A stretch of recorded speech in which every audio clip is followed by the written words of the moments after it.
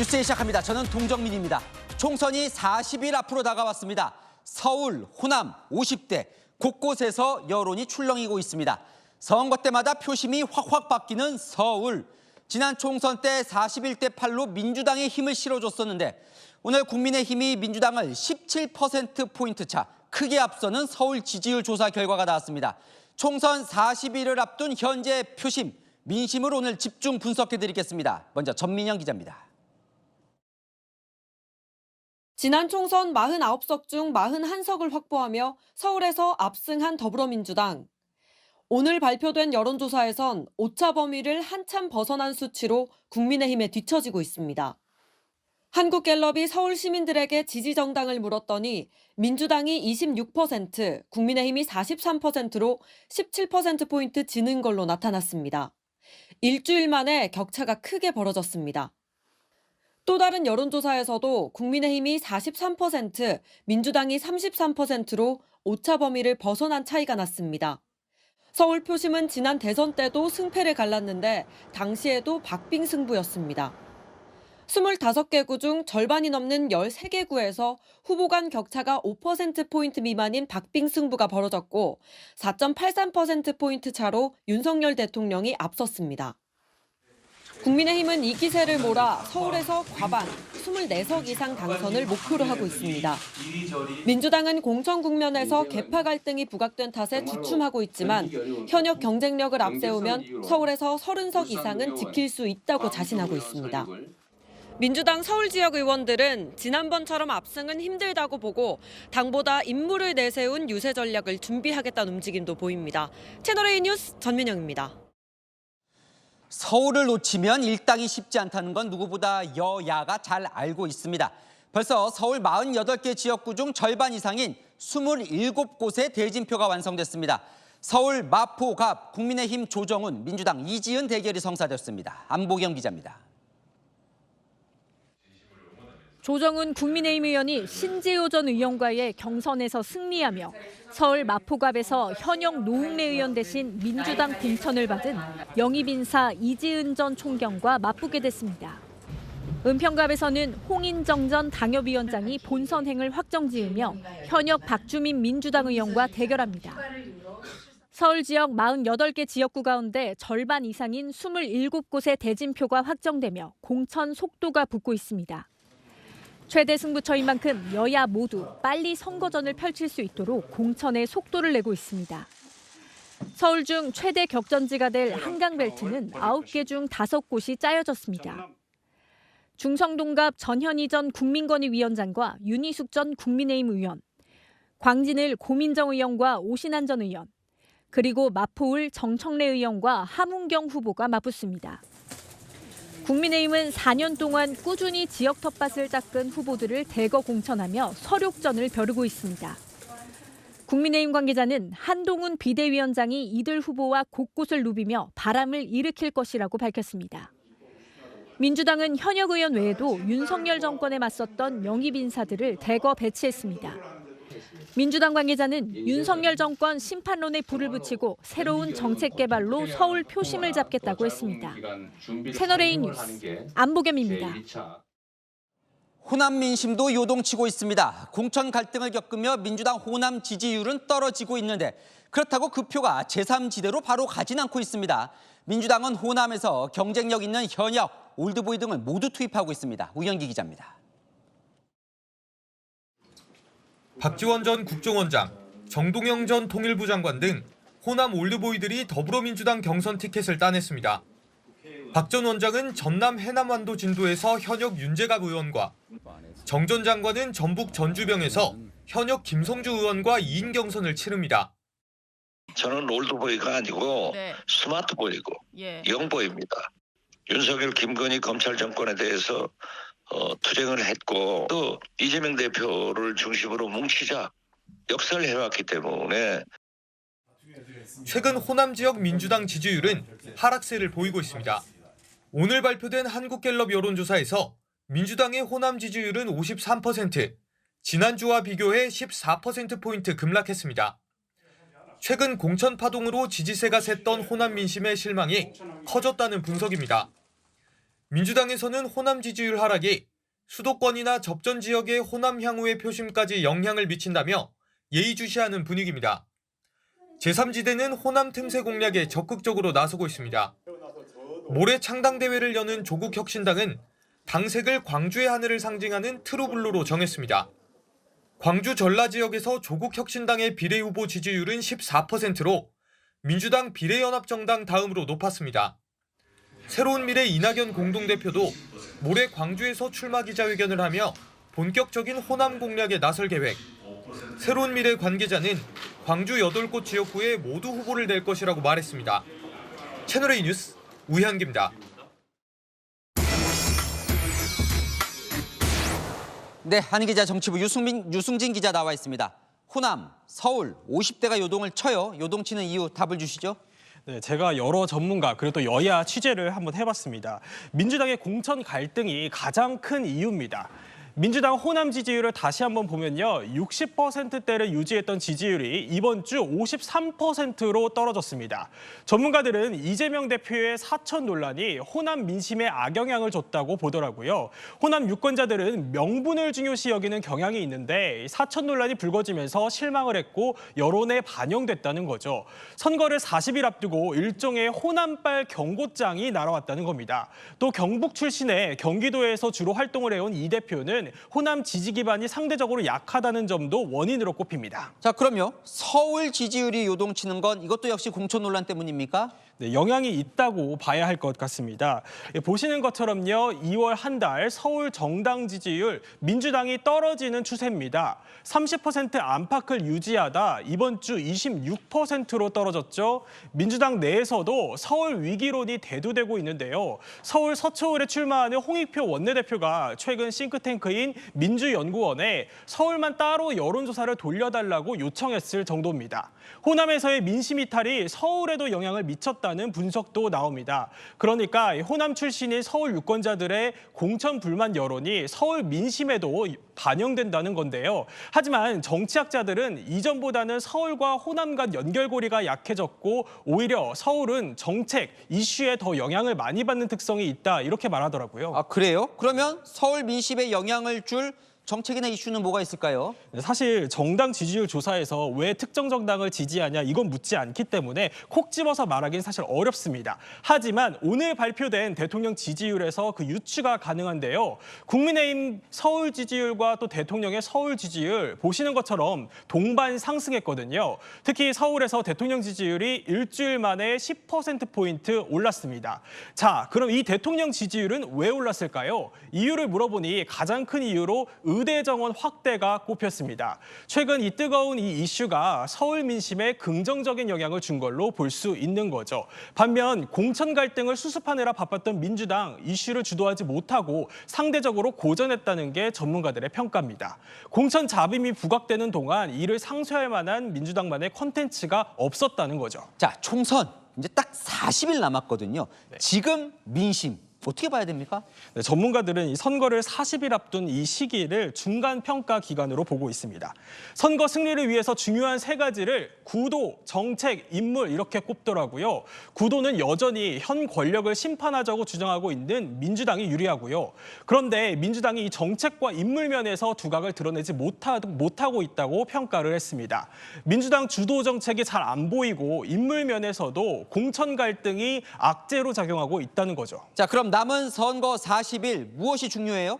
본게임은 3월부터입니다. 공천도 사실 마무리 수순이거든요. 3월 성패를 가를 핵심은 세 가지입니다. 민주당은 김건희 여사 명품백 의혹이 수면 아래로 잠시 가라앉으면서 주춤한 정권 심판론에 다시 불을 붙일 수 있는 새 불씨를 찾아야 합니다. 국민의힘은 정부 여당이 키운 의대 정원 이슈, 의료계 혼란을 어떻게 수습할지가 핵심입니다. 혼란만 키워놓고 수습이 안 되면 오히려 부메랑으로 돌아올 수 있겠죠. 또 양당 모두 돌발 변수를 막아야 합니다. 선거가 임박해서 터지는 설화가 판을 흔들거든요. 진짜 전선은 3월부터 세워진다는 게 전문가들의 분석입니다. 네, 잘 들었습니다. 한은 기자, 유승진 기자였습니다. 자, 지금 이 시각 한동훈 국민의힘 비상대책위원장이 최근 민주당에서 탈당을 선언한 김영주 국회 부의장을 만나고 있습니다. 입당을 요청할 걸로 전해지는데요. 서울 험지로 불리는 이 영등포갑 출마를 직접 요청할 예정입니다. 박민식 전 장관은 서울 강서울 투입을 검토 중이라는데요. 현장에 나가 있는 취재기자 연결해 보겠습니다. 남영주 기자, 그래서 김 부의장은 국민의힘에 입당을 하는 거예요? 네, 한동훈 비대위원장이 지금 제 뒤로 보이는 이 식당에서 김영주 부의장을 만나고 있는데요. 김 부의장의 입당은 사실상 확정된 걸로 보입니다. 조금 전 영상 보시겠습니다. 식당으로 들어서는 한 위원장과 김 부의장. 이번 만남은 한 위원장의 요청으로 성사됐습니다. 마침 이 식당은 과거 한 위원장이 민주당을 탈당한 이상민 의원의 입당을 요청했던 곳입니다. 대단히 합리적이고 상식적인 분인 것으로 저는 기억합니다. 김영주 부의장 같은 사람도 견디지 못하는 정당을 만들었습니다. 이재명 대표가. 도대체 전통의 민주당에 무슨 짓을 한 겁니까? 이르면 다음 주 입당식을 가질 예정인데 김 부의장과 함께 지역 당원 1000여 명도 민주당에 탈당계를 내고 대규모 합류할 것으로 파악됐습니다. 국민의힘 공천관리위원회는 서울 강서울의 박민식 전 장관 전략공천을 검토 중입니다. 오늘 16개 선거구 경선 결과도 발표됐습니다. 대구 이인선 의원, 울산 박대동 의원 등 현역 강세가 이어진 가운데 윤석열 정부 인사끼리 맞붙은 부산 중영도구에는 조승환 전 해양수산부 장관이 박성근 전 국무총리 비서실장을 꺾었습니다. 채널A 뉴스 남영주입니다. 네, 민주당도 오늘 공천자를 대거 발표했습니다. 추미애 전 법무부 장관은 경기 하남 갑에 공천됐고 이현주 전 의원은 용인정에서 전략 경선을 치르게 됐습니다. 친명 좌장인 정성호 의원의 공천도 확정됐습니다. 이세진 기자입니다. 민주당은 추미애 전 법무부 장관을 경기 하남 갑에 단수 공천한다고 발표했습니다. 선거구 획정안이 통과되면서 하남이 분구가 됐는데 민주당이 상대적으로 어려운 지역구에 배치했습니다. 도농 복합 지역입니다. 우리 당으로서는 굉장히 이른바 험지라고 할 수 있습니다. 그래서 기존에 추미애 전 대표가 거기 가셔가지고 험지 가셔가지고 선전을 해 주십사 하는 그런 당에서 요청을 드렸던 것입니다. 최근 복당한 이현주 전 의원은 경기 용인정에서 박성민 전 최고위원, 이헌욱 전 경기주택도시공사 사장과 3인 경선을 치릅니다. 친문들의 반발을 의식해 양지 전략공천은 피했다라는 분석이 나옵니다. 당의 상황이 저는 제가 전략 경선을 수용하는 게 당에 도움이 될 거라고 생각을 합니다. 핵심 친명 인사들은 대거 단수 공천됐습니다. 친명계 좌장 정성호 의원과 공관위 간사를 맡고 있는 김병기, 조직 사무부총장 김윤덕 의원이 공천을 확정했습니다. 비명계 의원들도 컷오프를 피했습니다. 비명 전해철 의원은 친명계 원외 인사인 양문석 전 방송통신위원과 경선을 치르고 이인영 의원은 단수 공천을 받았습니다. 오늘은 통합이 줄을 이루고 있습니다. 특정한 지역을 지적하지 않더라도 이 리스트가 통합의 조함점을 두고 민주당 공관위는 이번 주말까지 최대한 공천 작업을 마무리하고 본격적인 선거전에 돌입할 계획입니다. 채널A 뉴스 이세진입니다. 앞서 보신 것처럼 추미애 전 장관이 경기 하남갑에 공천을 받았죠. 그 상대로는 윤석열 대통령의 최측근인 이용 의원이 유력합니다. 반윤 대 친윤, 정면 대결이 형성될 전망입니다. 홍지은 기자의 단독 보도입니다. 국민의힘 공천관리위원회가 경기 하남갑에 친윤 이용 의원의 단수 공천을 유력하게 검토 중입니다. 오늘 민주당 후보로 확정된 반윤 대표주자 추미애 전 장관에 맞서 윤석열 대통령의 호위무사로 불리는 이용 의원을 내세워 반윤 대 친윤 구도로 만들겠다는 겁니다. 국민의힘 공관위 관계자는 문재인 전 대통령의 명예 대리인이자 윤 대통령의 각을 세워온 추 전 장관에 맞서 윤 대통령의 대리인을 내세우는 방안이 유력하게 검토되고 있다고 전했습니다. 이 의원은 윤 대통령 후보 시절 수행실장을 맡으며 그림자 친윤으로 불려왔습니다. 1년여를 대통령 수행실장으로 대통령을 모셨습니다. 대통령을 가장 잘 알고 언제 어디서든 소통이 가능한 제가 우리 정부를 꼭 지켜내고 성공시키겠습니다. 장관의 말을 겸허히 들으면 좋게 지나갈 일을 세상 지휘랍시고 해가 지고 일을 더 꼬이게 만들었어요. 하남 지역에는 이용 의원을 포함해 모두 11명의 후보가 공천 면접을 봤습니다. 선거구 획정안이 통과되면서 하남 분구가 결정된 만큼 다음 주 월요일 최종 후보를 확정할 예정입니다. 채널A 뉴스 홍재은입니다. 한동훈 국민의힘 비상대책위원장과 이재명 민주당 대표가 2달 만에 다시 만났습니다. 3.1절 기념식에 함께 참석해서 대화도 나눴습니다. 하지만 장외 공방은 치열했습니다. 최수연 기자입니다. 이재명 더불어민주당 대표가 행사장에 들어오자 먼저 도착해 있던 한동훈 국민의힘 비상대책위원장이 일어나 인사를 건넵니다. 악수를 나눈 뒤 한 위원장은 이 대표에게 자리를 안내하고 나란히 앉아 행사를 지켜봅니다. 여야 당대표로서 3.1절 기념식에 참석해 윤석열 대통령과 인사도 나눴습니다. 두 사람의 공식 만남은 지난해 말 한 위원장이 취임 직후 이 대표를 예방한 뒤 2달여 만입니다. 참석자들에 따르면 한 위원장은 건강은 괜찮으시냐며 피습 이후 몸 상태를 물었고 이 대표는 덕분에라며 괜찮다는 취지로 답한 것으로 전해집니다. 하지만 장외에서는 여야 대표 간 1대1 방송 토론을 두고 신경전이 벌어졌습니다. 국민의힘은 한 위원장이 언제든 토론을 하겠다고 밝힌 만큼 이 대표도 수용하라고 압박했습니다. 한동훈 위원장은 정치 혁신을 비롯해 국민을 대신해 이재명 대표에게 직접 듣고 싶은 여러 질문을 거듭했습니다. 이제 토론을 하게 된다면 허심탄회하게 답변하실 기회가 될 것입니다. 민주당은 공식 입장을 밝히지 않았지만 이 대표 측은 토론 요청이 오면 검토할 것이라며 피하려는 게 아니라고 강조했습니다. 채널A 뉴스 최수연입니다.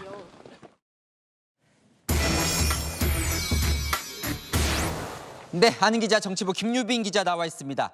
자, 김 기자, 비명 행사 이야기도 나왔었는데 오늘요 문재인 정부 핵심 인사인 이인영 전해철 의원은 살아남았습니다. 그죠? 네, 민주당 공천 뇌관으로 4명의 인물들이 꼽혀왔는데요. 이들의 운명이 엇갈렸습니다. 임종석 전 비서실장과 홍영표, 이인영 전해철 의원 모두 문재인 정부 핵심 인물들입니다. 그런데 임종석 전 실장과 홍영표 의원은 공천 배제됐고 험지로 가라 압박받던 이인영 의원은 단수 공천, 전해철 의원은 경선을 치르게 된 겁니다. 운명이 엇갈린 거죠. 오, 궁금해지는데요. 넷의 운명이 엇갈린 이유는 뭡니까? 네, 바로 그 지점이 이번 민주당 공천의 논란 지점인데요. 86 운동권 청산을 기준으로 했냐 따져보니 임종석 전 실장은 컷오프됐지만 86세대 대표주자인 이인영 의원은 단수 공천을 받았습니다. 그렇다면 공관위원장이 강조했던 윤석열 정권 탄생 책임론인가 살펴봤는데요. 추미애 전 법무부 장관은 단수 공천을 받고 임종석 전 실장은 컷오프됐습니다. 당내에서도 이번 공천 기준 대체 뭐였던 건가 의문이 나오는 상황입니다. 그렇다면 더 궁금해지는데요. 4명의 운명이 갈린 진짜 이유는 뭘까요? 네, 당내에서는 그 이유로 2가지 정도를 꼽고 있습니다. 먼저 첫 번째는 세력화가 가능한가인데요. 임종석 전 실장, 이번 총선에서 원내 입성하면 곧바로 친문 구심점으로 역할할 거다. 전당대회에서 당권 도전할 거다. 이런 전망들이 나왔거든요. 이재명 대표 입장에서도 총선 후 대선까지 준비해야 하는데 임 전 실장 존재를 견제할 수밖에 없다는 겁니다. 반면 이인영 의원을 볼까요? 의원들에게 들어보면 이 의원 평소에도 이재명 대표를 공개적으로 강하게 비판해 오진 않았고요. 또 현재 공천 갈등 상황에서도 침묵했습니다. 이재명 대표와 친명계 위협적이지 않다고 해석한 게 아니냐는 겁니다. 두 번째는 이재명 대표와의 관계로 유추해 볼 수 있다고 하는데요. 홍영표 전해철 의원을 보면 둘 다 의원 모임인 민주주의 4.0, 민주당의 길에 참석은 했지만 홍영표 의원이 조금 더 뚜렷한 반명 행보를 했다는 평가를 받고 있습니다. 며칠 전 이재명 대표를 면전에 둔 의원총회에서도 홍영표 의원, 남의 가죽만 벗기면 피칠갑을 할 것, 명문 정당이 아닌 멸문 정당이라고 공개적으로 강하게 반발한 바 있습니다. 네, 어쨌든 친문들의 이 운명은 엇갈렸고 그러면 탈락한 홍영표 의원은 무소속 연대까지 지금 열어두고 있잖아요. 실제로 뭔가 세력화가 될 수 있을 조짐인가요? 네, 오늘 핵심 친문계 의원들이 살아남으면서 친문들이 뭉치려는 움직임이 당장은 힘을 받기 어려워졌다, 이런 해석이 나옵니다. 홍영표 의원 중심으로 친문 세력화로 이어질지 주목됐거든요. 오늘도 친문 핵심 인사들이 공천에서 배제됐다면 폭발할 수도 있는 상황이었는데 친명계가 이를 의식한 것으로 보입니다. 다만 공관위 자문과 여론조사 업체 공정성 논란, 또 앞으로 친명 비명 경선도 남아 있어서 완전히 끝난 이슈는 아닙니다. 자, 어쨌건 그러면 그들이 지금 주춤하는 상황이라면 이재명 대표 입장에서는 성공한 공천이라고 봐야 할까요? 내부적으로도 그렇게는 안 보는 것 같습니다. 임종석, 홍영표 두 사람 컷오프를 놓고 2월 한 달 내내 결정짓지 못하고 공천 갈등을 크게 키웠다는 것, 이 영향이 큰데요. 친문계 인사들 중 단수 공천을 받은 인사들도 꽤 되는데 제대로 부각되지 못했고요.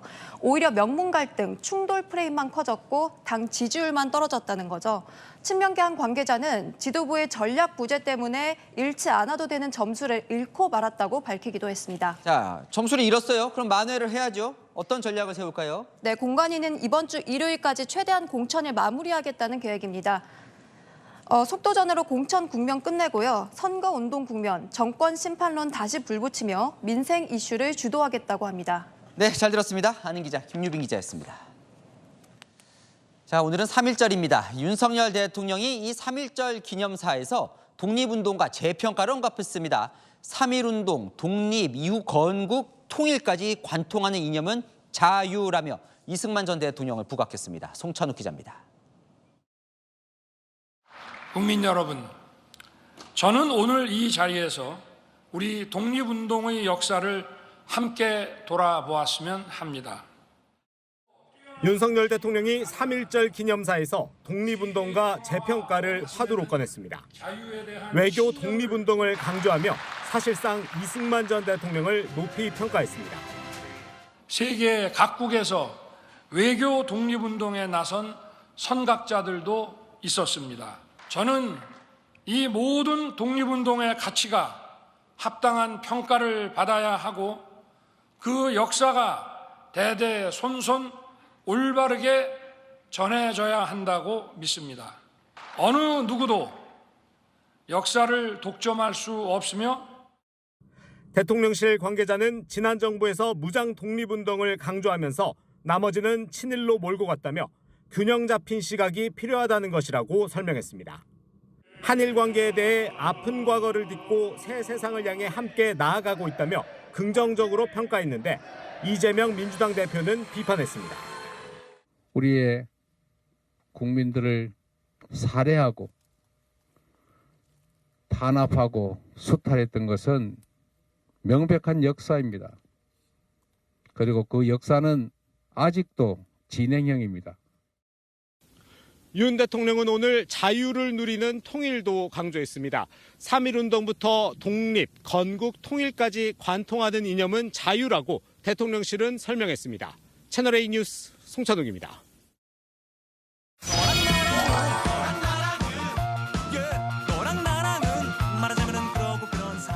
네, 윤수민 기자와 여랑야랑 시작합니다. 첫 번째 주제 보겠습니다. 이재명 대표고요. 옆에는 이 대표 측근 김지호 전 부실장이네요. 네, 맞습니다. 김 전 부실장이 피켓을 들고 있죠. 오늘의 키워드 승복 마케팅입니다. 이재명 대표 오늘 새벽 2시 반에 SNS에 사진 한 장을 공유했는데요. 이 사진입니다. 경기 분당갑에 출마했다가 탈락한 김지호 전 부실장이 공천 승복 피켓을 든 사진인데요. 그 밑에 오랜 나의 동지 미안하오 그리고 고맙소 동지의 희생과 헌신을 기억할 거요라고 글을 남겼습니다. 이 대표가 공천 과정에서 저런 글 남기는 건 좀 이례적이네요. 네, 오늘 이 대표에게 기자들이 여러 가지 질문을 했는데요. 다른 질문에는 묵묵부답이던 이 대표 김지호 이름이 나오자 답을 했습니다. SNS에 김지호 부실장 관련해서 좀 미안하고 고맙다 이런 메시지 남기셨던데 어떤 의미실까요? 나의 판단과 다른 사람의 판단이 다를 수 있습니다. 공정하고 투명하게 후보자들을 가려내고 있습니다. 그러니까 이번 공천은 내 사람을 쳐낼 만큼 공정하다 이런 뜻 같습니다. 네, 김지호 전 부실장, 이재명 대표가 성남시장일 때부터 함께 해온 사이인데요. 이들이 얼마나 각별한지 보여주는 장면이 있습니다. 지난달 26일 이 대표 부인 김혜경 씨가 선거법 위반 혐의로 재판에 첫 출석했죠. 김 전 부실장 저렇게 먼저 와서 대기하고 있었습니다. 저 때는 파란 점퍼를 입고 있네요. 네, 저 때는 컷오프 전이라 선거운동할 때였거든요. 꾸벅 인사를 하고 주먹을 쥐어 보이며 응원하기도 했습니다. 김 전 부실장은 측근인 나를 보라며 공정한 경선을 강조하고 있습니다. 저한테도 얄짤 없으십니다. 특정인이라고 특혜를 주거나 불이익을 받는 경우가 없습니다. 제가 컷오프 됐으니까 친명 행사, 네. 비명 경선, 비명 공천으로 정정해 주시면 어떨까 싶고요. 비명계는 어떤 반응이에요? 네, 오히려 공천 떨어진 친명 김지호 한 명 아니냐며 반문했습니다. 친명 단 한 명 승복했다고 전체 분위기로 몰아가서는 안 된다고 꼬집었습니다. 네, 다음 주제 보겠습니다.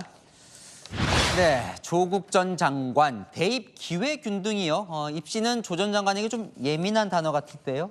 네, 조국 혁신당 강령에 대학 입시 이야기가 나옵니다. 홈페이지를 보면요, 강령 4번째 항목에 나와 있는데요. 기회균등 보장되는 사회를 강조하면서 대학 입시 등에서 지역별, 소득별 기회균등 선발제를 확대한다고 명시했습니다. 정당이 강령에서 저런 대학 입시도 콕 집어서 거론을 하는군요. 보통 정당의 강령에는 핵심 가치들을 담죠.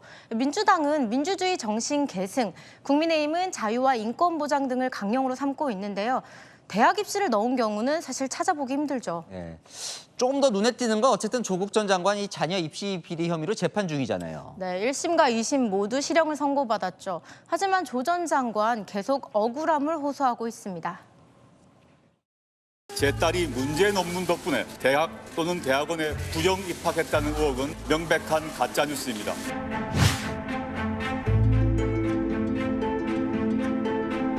저는 떳떳합니다. 부끄럽지 않게 살았고요. 자식들은 많은 고민 끝에 문제된 서류와 연결된 학위와 자격을 모두 포기했습니다. 온라인에서는 입시 비리 관련자가 입시 기회균등 말한다며 비판적인 의견, 기회균등 자체는 추구해야 할 가치 아니냐며 옹호하는 의견 등 다양한데요. 조민 씨가 다녔던 학교 동문들 과거 조국 일가를 비판하며 이런 말을 했었습니다. 그 사람의 커리어가 부정한 것이었음을, 그리고 그 사람의 집안만큼 잘해주지 못해 마음 아파했을 우리 부모님의 마음이 사실은 편법을 쓴 그 사람들의 결과에 조국 전 장관이 신당 강령으로 내건 기회균등, 진정한 기회균등이 뭔지 곱씹어 보게 됩니다. 네, 지금까지 여랑야랑이었습니다. 네, 다음 소식입니다. 정부가 제시한 전공의 복귀 시한을 넘긴 오늘 경찰이 곧바로 대한의사협회와 서울시 의사회를 압수수색했습니다. 첫 강제 수사에 나선 건데요.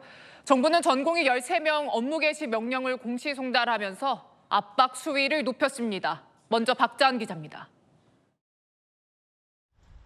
건물 앞에 줄지어선 경찰이 문을 막고 서 있고 파란 상자를 실은 검은색 승합차가 빠져나갑니다. 경찰은 오늘 대한의사협회와 서울시 의사회를 전격 압수수색했습니다. 복지부는 이들이 전공의들의 사직을 지지하는 등 집단 행동을 유도해 병원 업무를 방해했다고 보고 있습니다. 경찰은 의협 간부 5명의 휴대폰과 PC 등 관련 자료를 확보한 것으로 전해졌습니다. 동시에 정부는 서울 아산병원과 세브란스병원 등 12곳 병원 소속 전공의 13명에 대한 업무 개시 명령을 보건복지부 홈페이지에 공시 송달했습니다.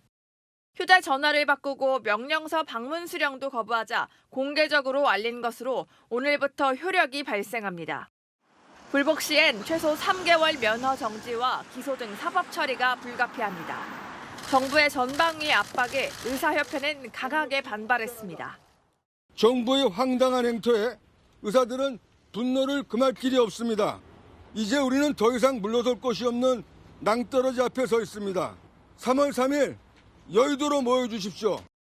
빅5 병원장들까지 나서 환자들이 기다리니 이제는 돌아와 달라며 전공의 복귀를 부탁했지만 대한의사협회는 모레 오후 서울 여의도공원에서 2만 명 규모의 총궐기 대회를 예고했습니다. 채널A 뉴스 박지한입니다. 이런 강대강 대치가 이어지는 가운데 교육부가 의대에 증원을 신청하라고 한 시한 사흘 앞으로 다가왔습니다. 대한의사협회는 대학 총장들에게 증원 신청을 자제해달라고 요청했지만 지방의대는 증원 기회를 놓치지 않겠다는 분위기입니다. 홍란 기자가 취재했습니다. 교육부가 의과대학이 있는 전국 40개 대학에 의대 증원 신청 기한을 지켜달라는 공문을 어제 발송한 것으로 확인됐습니다. 이보다 하루 앞서 대한의사협회 비상대책위원회가 대학 총장들에게 증원 신청을 자제해달라고 요청한 데 맞서 증원 신청을 독려하고 나선 셈입니다. 교육부가 제시한 마감 시한은 다음 주 월요일, 앞으로 사흘 뒤입니다. 공을 넘겨받은 대학들은 연휴 첫날에도 분주한 분위기입니다. 특히 지역 대학에서는 증원 계획을 관철할 수 있는 방안 모색에 한창입니다. 기존 수도권에 쏠려있던 의대 정원을 늘릴 기회이자 우수 학생을 유치하고 학교 경쟁력을 높일 기회로 판단한 겁니다. 학교 브랜드 이미지가 좀 향상이 되고 또 지역의 학교의 경쟁력도 좀 올라가고 그런 면이 있죠. 정부의 재정 지원도 의대 증원에 동기부여가 되고 있습니다. 인지도를 높일 수 있는 그런 상황 될 수 있을 것 같습니다. 일부 사립대에선 다른 분위기도 엿보입니다. 한 사립대 관계자는 증원 규모에 맞춰 실습 환경이나 교수 등 지원을 받는 국립대와는 상황이 다르다고 말했습니다. 앞선 수요조사에서 40개 의대는 최소 2,151명에서 최대 2,847명의 증원을 요청했습니다. 정원 50명 미만의 미니 의대 17곳 중 상당수가 2배 이상의 증원을 희망하고 나서 정부의 2,000명 증원 계획을 충족할 것이라는 관측이 우세합니다. 채널A 뉴스 홍란입니다. 네, 전공의들이 떠난 대형병원 응급실은 도리어 한산해졌습니다. 평소에 과도하게 몰려들었던 경증 환자들 대신 중증 환자들만 찾고 있는 건데요. 의도한 건 아니었지만 응급실이 응급실다워졌다라는 목소리가 나왔습니다. 김단비 기자가 현장 취재했습니다. 서울의 한 종합병원. 응급실 환자는 평소보다 줄어 전체 응급실 일반 병상 27개 중 5개 병상만 찼습니다. 전공의들의 집단 사직 사태가 길어지면서 진료 차질을 우려한 경증 환자들의 발길이 줄었기 때문입니다. 이곳 전공의 3분의 2가 병원을 떠났고 남은 의료진들은 중증과 응급 환자 치료에 집중하고 있습니다. 응급실 정상적으로 업무하고 있습니다. 종합병원이다 보니 환자 상태가 경쟁인 경우는 오시들에서 다른 병원으로 안내받으실 수 있기 때문에 휠체어가 병원 1층 로비 입구 밖까지 세워져 있습니다. 평소라면 외래 환자와 면회온 보호자들이 꺼내 사용하지만 환자가 줄면서 로비도 한산해진 모습입니다. 전공의 집단 사직 이후 상급 종합병원 신규 환자 입원은 24% 줄었습니다. 또 다른 상급 종합병원. 휴일인 점을 감안하더라도 구급차로 붐볐을 응급실 앞이 텅 비었습니다. 이곳의 응급실 병상도 절반이 비어있는 상황입니다. 응급실 앞에 차량이 한 대는 꼭 들어와요. 들어가고 나가고 하는데 전혀 비치지도 않아요. 평소와 좀 다르군요. 많이 다르죠. 남은 의료진들의 피로도가 커지고 있지만 경증 환자의 응급실 방문이 줄면서 응급실이 응급실다워졌다는 목소리도 나옵니다. 채널A 뉴스 김단비입니다. 서울 은평구에서 어제 난 연쇄추돌 사고로 1명이 숨지고 13명이 다쳤는데요. 사고 당시 영상을 보니 70대 운전자가 몰던 차량이 굉음을 내면서 탱크처럼 돌진했습니다. 이기상 기자입니다. 사람들이 횡단보도를 건너고 있는데 회색 SUV 한 대가 쏜살같이 달려옵니다. 그리고는 검은색 옷을 입은 남성을 그대로 치고 지나갑니다. 하지만 SUV는 속도를 줄이기는커녕 도미노처럼 중앙 분리대를 으깨며 질주합니다. 파편은 반대편 인도까지 날아들고 행인들은 깜짝 놀라 피합니다. 그 차가 무슨 땡크도 아니고 막 붕 하고 나갔으니까. 어제 오후 5시쯤 서울 은평구에서 79세 남성이 몰던 SUV 차량이 보행자 1명과 차량 8대, 오토바이 1대를 치는 사고를 냈습니다. 사람들이 건너는 횡단보도로 질주한 차량은 70대 노인을 친 뒤에도 200m를 더 내달렸습니다. 이 사고로 70대 노인은 숨졌고 13명이 크고 작은 부상을 당했습니다. 해당 SUV는 반파 상태에서도 멈추질 않자 차선 밖과 앞에 차를 또 한 번 들이받고서야 겨우 설 수 있었습니다. 사고 차량 운전자인 70대 남성은 당시 상황이 기억나지 않는다는 취지로 경찰에 진술했습니다. 해당 SUV는 큰 도로로 진입하다 반대편 좌회전 차량과 부딪힌 뒤 광란에 질주를 한 것으로 드러났습니다. 경찰은 급발진 등 차량 결함은 물론 오작동 같은 운전 미수까지 모든 가능성을 열어두고 수사 중입니다. 채널A 뉴스 이기상입니다. 3일절 연휴 첫날인 오늘 중부고속도로에서 차량 5대가 잇따라 부딪혔습니다. 자동차를 운반하던 차량까지 덮쳤는데요. 경찰은 운전자의 전방 주시 태만을 사고 원인으로 보고 있습니다. 강경모 기자입니다. 대형 화물차와 자동차 운반 차량 사이에 끼어있는 흰색 택시. 형체를 알아볼 수 없을 정도로 심하게 부서졌습니다. 수용차 상태입니다. 지금 조수석 쪽을 다 절단을 해서 인명구조가 끝난 상황입니다. 한편에선 자동차 운반 차량이 싣고 있던 새 차들을 꺼냅니다. 고속도로를 달리던 차량 5대가 연이어 부딪히는 사고가 난 건 새벽 0시 25분쯤. 화물차 2대가 부딪히는 1차 사고 후 뒤에 오던 택시가 들이받는 2차 사고가 났습니다. 사고를 본 승합차가 갓길에 차를 댄 사이 자동차 운반 차량이 속도를 줄이지 못하고 현장을 덮쳤습니다. 화물차 사이에 낀 40대 택시기사가 크게 다쳤고 화물차 운전자 2명도 다쳐 치료 중입니다. 이 여파로 도로는 3시간 넘게 극심한 정체가 이어졌습니다. 조사를 해봐야 될 것 같은데 일단 전방 주시 태만으로 보여져요. 이틀 전 3명이 숨진 남해고속도로 사고 역시 대형 화물차 운전자가 앞을 제대로 보지 않아 피해를 키웠습니다. 고속도로에서 앞을 제대로 안 봐 발생한 교통사고는 끊이지 않고 있습니다. 최근 5년간 교통사고 사망자 10명 중 4명 이상이 전방 주시 태만으로 인해 발생했습니다. 채널A 뉴스 강경모입니다. 마라도 앞 바다에서 어선이 뒤집혀서 1명이 숨지고 2명이 여전히 실종된 상태입니다. 5m 파도 속에서 구조 작업에 어려움을 겪었는데요. 해경대원 1명도 크게 다쳤습니다. 배영진 기자입니다. 바다 한가운데 배 한 척이 뒤집혀 있습니다. 해경대원이 바닥을 두드려 내부에 사람이 있는지 확인합니다. 오전 7시 24분쯤 제주 서귀포 마라도 해상에서 선원 10명이 탄 33톤급 어선이 전복됐습니다. 인근 선박 2척이 선원 8명을 구조했지만 심정지 상태로 구조된 1명을 끝내 숨졌습니다. 한국인 선장과 선원 등 2명은 실종돼 구조 작업이 진행 중입니다. 선원들은 순간 들이닥친 너울성 파도에 2차례 부딪혀 사고가 났다고 말합니다. 선원들은 저번에 구명동이 다 있고 배 반대쪽으로 올라가 있었고요. 선생님한테 가다가 물이 들어와가지고 외국어들이 저도 건져갖고 그래 올라갔습니다. 해경은 경비함정과 헬기, 민간 어선 등을 동원해 구조 작업을 벌이고 있지만 초속 18m 강풍과 5m에 달하는 높은 파도가 일고 있어 어려움을 겪고 있습니다. 한 해경대원은 선체 수색 도중 높은 파도에 휩쓸려 크게 다치기도 했습니다. 어선의 경우 기울기가 70도가 넘으면 자동으로 경보를 발신하는 장치를 의무적으로 달도록 돼 있습니다. 하지만 사고 선박에선 발신이 없었던 것으로 파악됐습니다. 해경은 선원들을 상대로 정확한 사고 원인과 발신 장치 설치 고정 여부 등을 조사할 방침입니다. 채널A 뉴스 배영진입니다. 3일절이면 어김없이 나타나서 고개 질주하는 폭주족입니다. 지난해보다 2배 넘게 늘어난 531건이 적발됐는데요.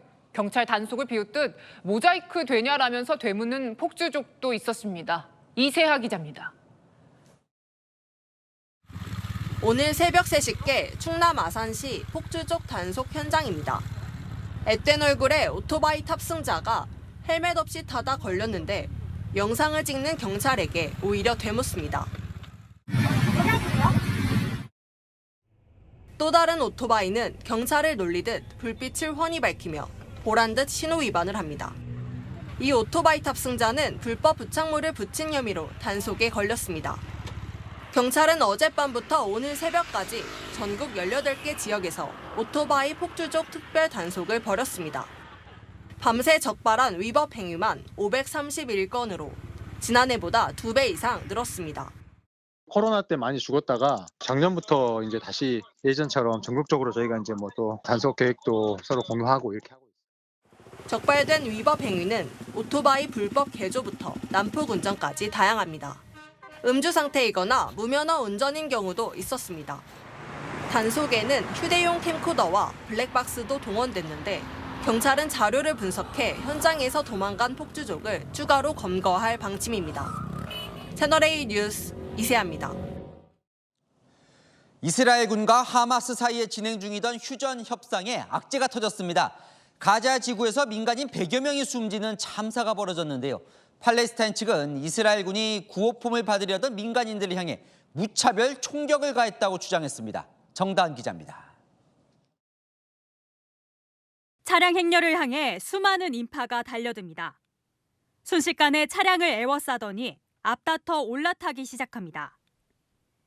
전쟁 발발 이후 굶주림에 내몰린 주민들이 구호품을 실은 트럭에 몰려든 겁니다. 그리고는 잠시 뒤 총소리가 울려 퍼집니다. 팔레스타인 측은 이스라엘군이 무차별 총격을 가해 112명이 숨지고 700여 명이 다쳤다고 주장했습니다.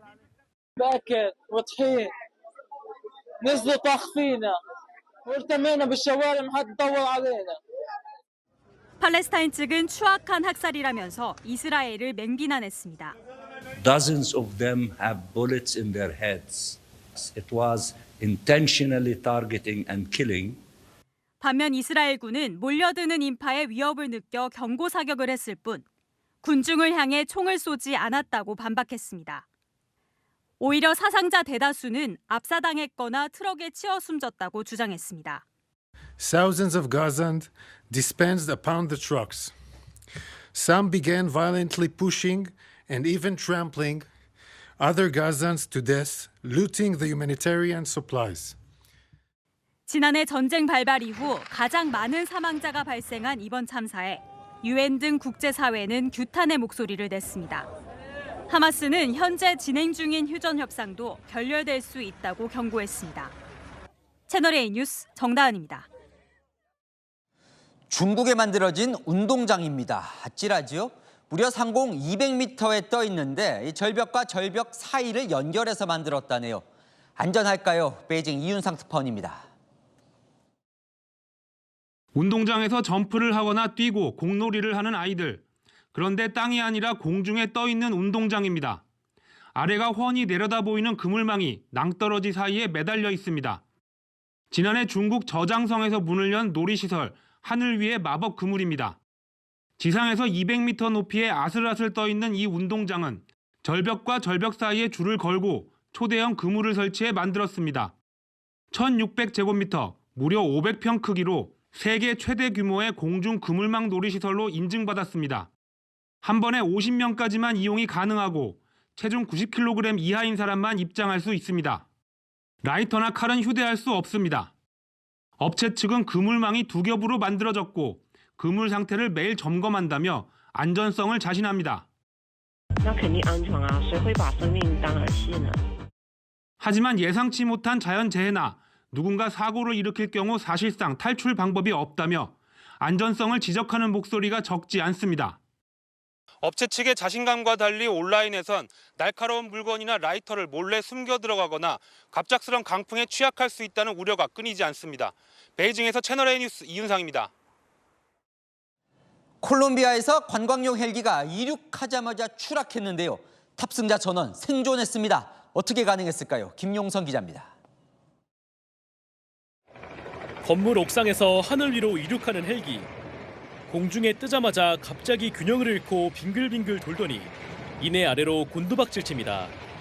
지난달 26일 콜롬비아 서부 메데인시에서 조종사 2명과 승객 4명을 태운 관광용 헬기가 추락했습니다.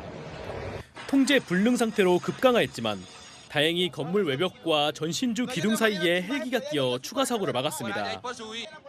헬기에 탑승했던 한 미국인 관광객은 사고 당시 내부 상황을 촬영해 공개했습니다. We just had a helicopter crash.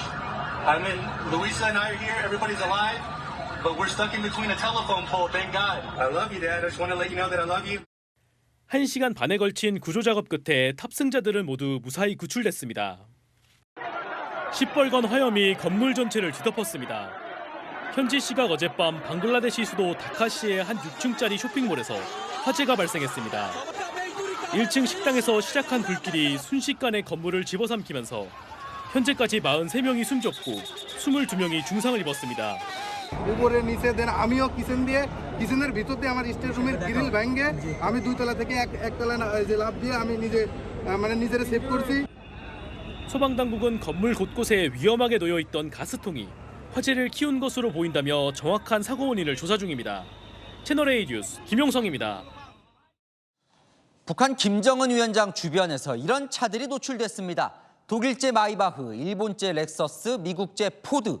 수입차 북한 반입은 대북 제재 위반인데요. 어떻게 들어간 걸까요? 김민곤 기자입니다. 전용 열차 태양호에서 내린 김정은 북한 국무위원장이 독일 메르세데스 벤츠의 마이바흐에 올라탑니다. 그런데 김 위원장 차량 바로 앞 행렬 선두에 선 차량의 로고가 눈에 띕니다. 일본의 고급차 브랜드인 렉서스입니다. 김 위원장 차량을 뒤에서 에워싼 검은색 대형 밴 넉대는 미국 자동차 브랜드인 포드의 트랜짓이란 차종으로 추정됩니다.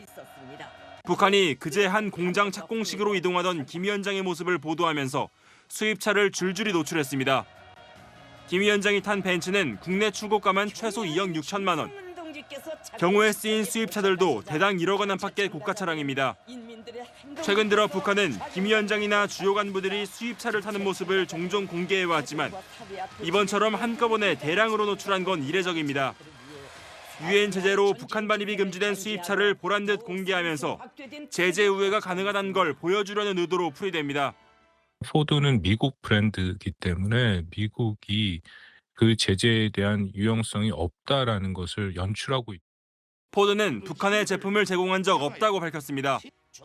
우리 정보 당국은 북한이 유럽 공간 등을 통해 사치품을 밀반입하는 것으로 파악하고 있습니다. 채널A 뉴스 김민곤입니다.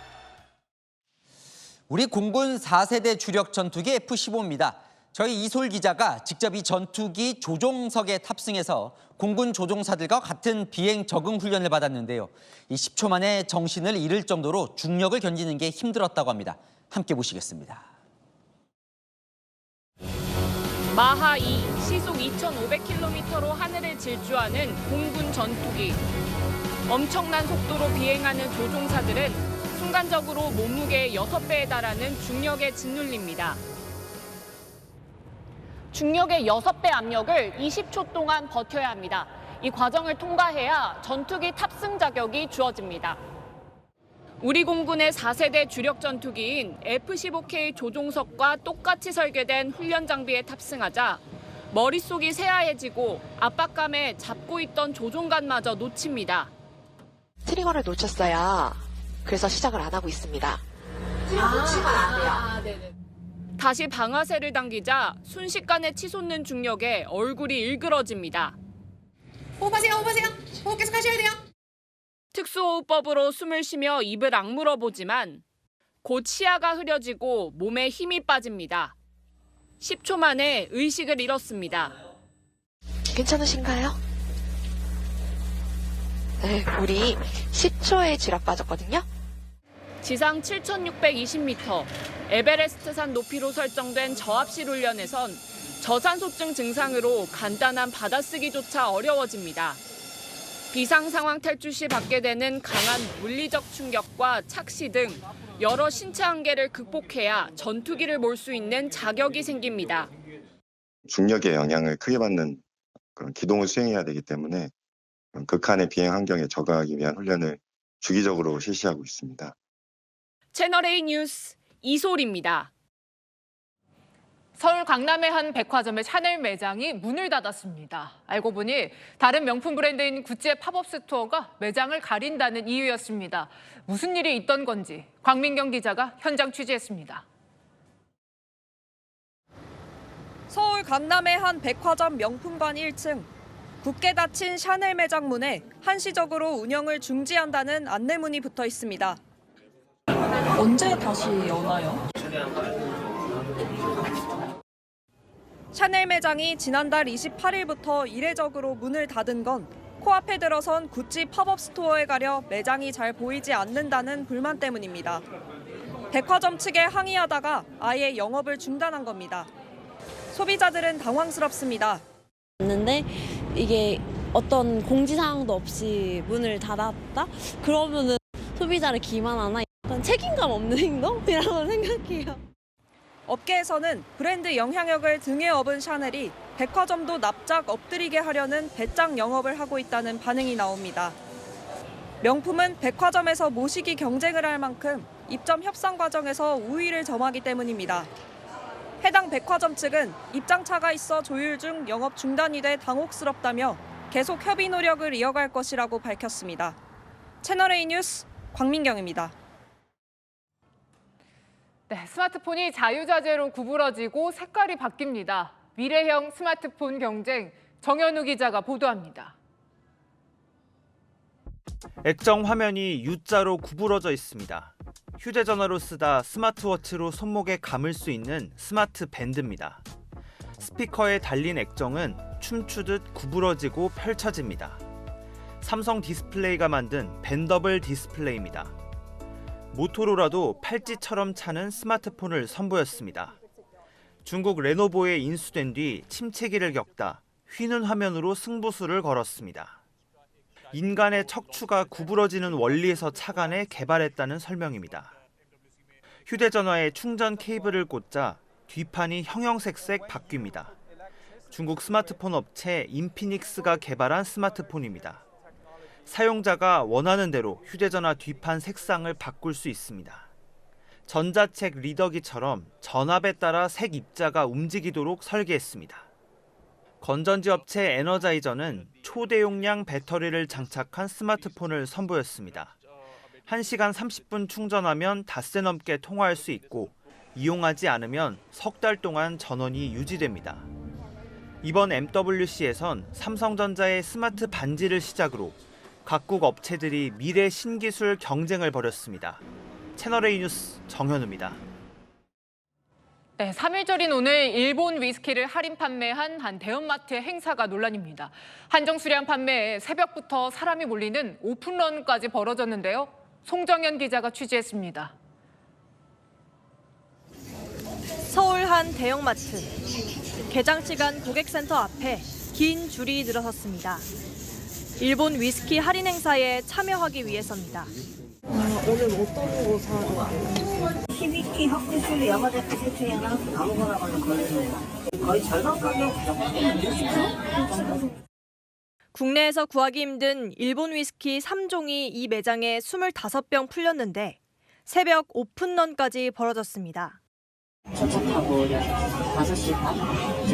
저는 5번이었는데 5번 2번 분이 12시에 오셨어요. 맞아요. 제품이 30분 만에 동나 걸음을 돌리는 사람도 보입니다.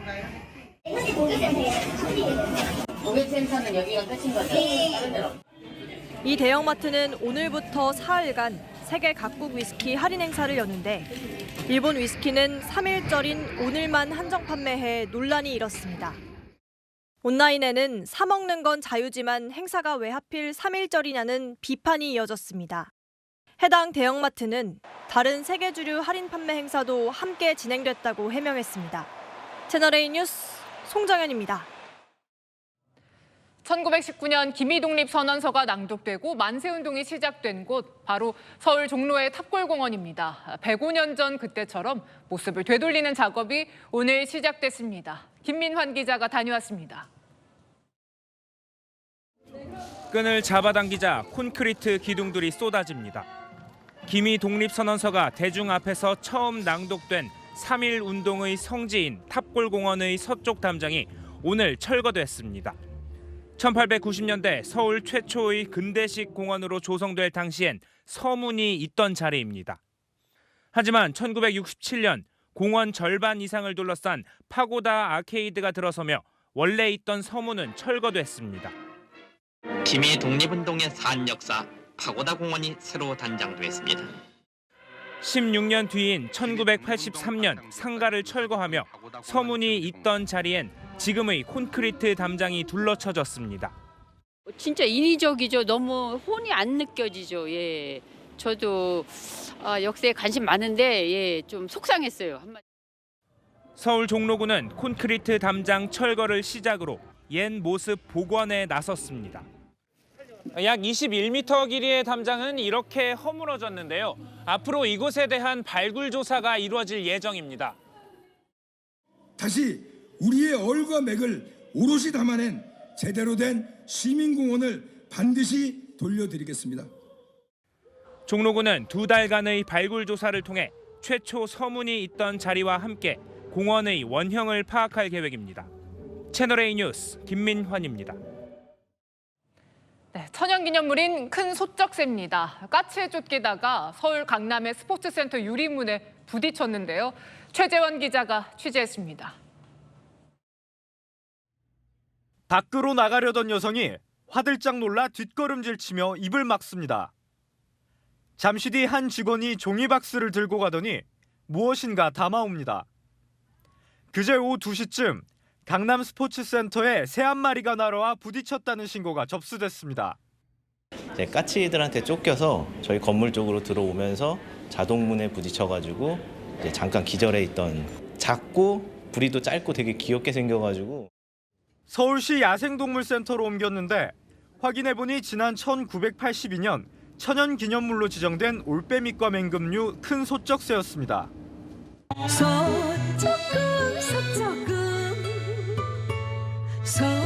소쩍새가 울기만 하면. 소쩍새는 가요와 동요에도 자주 등장할 만큼 친숙한 새인데 요즘은 보기 힘듭니다. 특히 눈이 빨간 큰 소쩍새는 개체수가 소쩍새의 10분의 1로 더 희귀합니다. 각막 손상도 없어요. 그리고 비행 환경도 지금 나쁘지 않다라고 하고, 그래서 훈련 비행을 한번 보고 그다음에 최종적으로 결정을 하려고 하죠. 센터 측은 재활 훈련이 끝나는 대로 자연으로 돌려보낼 예정입니다. 채널A 뉴스 최재원입니다.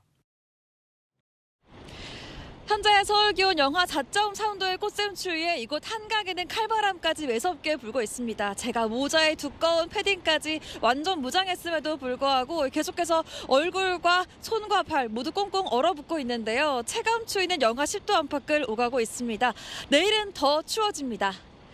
내일 아침 서울의 기온 영하 6도, 대관령 영하 16도로 오늘보다 크게 6도 낮겠습니다. 추위는 내일 오전까지입니다. 한낮 기온 서울 5도 등 오늘보다 5도 이상 높겠습니다. 한편 내일 오후부터 모레 아침까지 서울을 비롯한 내륙에 최대 5cm의 눈이 내리겠습니다. 지금까지 서울 동작대교에서 채널A 뉴스 날씨였습니다. 헌법 1조 2항 대한민국 주권은 국민에게 있다. 이 국민 주권 정신의 시작이 바로 3.1 운동입니다. 독립운동을 넘어 민주공화국의 시작으로도 보지요. 마침 40일 뒤엔 국민 주권을 실현할 중요한 선거가 있지요. 이번 총선 독립선언문에 나오는 환히 밝고 바르고 큰 광명정대 정신이 실현되면 좋겠습니다. 마침표 찍겠습니다. 광명정대 대한민국 뉴스에 마칩니다. 감사합니다.